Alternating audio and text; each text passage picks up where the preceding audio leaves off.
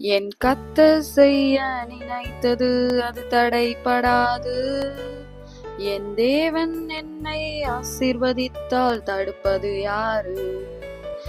என் கர்த்தர் செய்ய நினைத்தது அது தடைபடாது. என் தேவன் என்னை ஆசீர்வதித்தால் தடுப்பது யாரு? என் தேவனால் நான் உயருவேன், என் தேவனால் நான் பெருகுவேன், என் தேவனால் நான் உயருவேன், என் தேவனால் நான் பெருகுவேன். நிச்சயம் நடக்கும், நிச்சயம் நடக்கும், சுற்றி உள்ள கண்கள் அதை பார்க்கும்.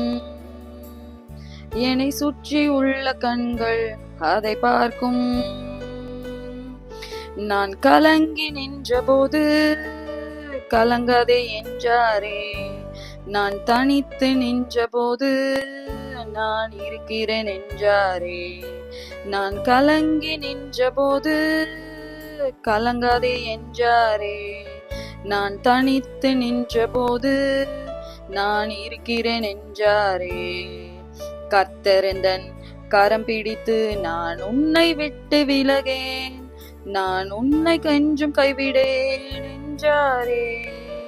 கர்த்தர் எந்தன் கரம் பிடித்து நான் உன்னை விட்டு விலகேன், நான் உன்னை என்றும் கைவிடேன் என்றாரே.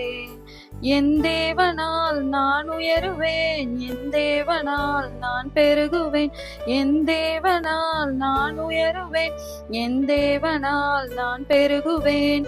நிச்சயம் நடக்கும், நிச்சயம் நடக்கும், சுற்றி உள்ள கண்கள் அதை பார்க்கும். என்னை சுற்றி உள்ள கண்கள் அதை பார்க்கும். கிறிஸ்துவுக்குள் பிரியமான என் அன்பான சகோதரனை சகோதரியே, இன்றைக்கும் நீங்க பல காரியங்களை நினைத்து உங்க வாழ்க்கையில நடக்கிற காரியங்கள் பிரச்சனைகளை நினைத்து கலங்கி போய் நிற்கிறீங்களா? கர்த்தர் இன்றைக்கு உங்களை பார்த்துதான் சொல்றாரு, கலங்காத. நீங்க தனியா இருக்கிறேன்னு ஃபீல் பண்றீங்களா? ஆனா கர்த்தர் சொல்றாரு, நான் உன்னோட இருக்கிறேன். கர்த்தர் சொல்றாரு, கர்த்தர் உங்க கரத்தை பிடித்து அன்று யோசுவாவுக்கு சொன்ன கர்த்தர் உங்களிடத்திலும் சொல்லுகிறாரு, நான் உன்னை விட்டு விலக மாட்டேன், நான் உன்னை என்னைக்குமே கைவிட மாட்டேன் அப்படின்னு ஆண்டவர் இன்றைக்கு உங்களை பார்த்து சொல்லுகிறார்.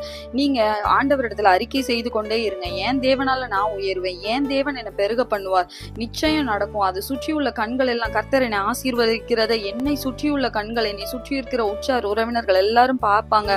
கர்த்தர் செய்ய நினைக்கிறது என் வாழ்க்கையில தடைபடாது. என் தேவன் ஆசீர்வதிச்சா உங்களால அந்த ஆசீர்வாதத்தை யார் நினைச்சாலும், எந்த மனுஷன் நினைச்சாலும் அதை தடுக்கவே முடியாது. நீங்க அறிக்கை செய்து கொண்டே இருங்க. என் தேவனால் நான் உயர்வேன், என் தேவனால் நான் பெருகுவேன், நிச்சயம் நடக்கும். சுற்றியுள்ள கண்கள் எல்லாம் அதை பார்க்கணும். நீங்க விசுவாசத்தோட அறிக்கை பண்ணுங்க. கர்த்தர் நிச்சயமாக உங்க வாழ்க்கையில ஒரு மாற்றத்தை காட்டலாம்.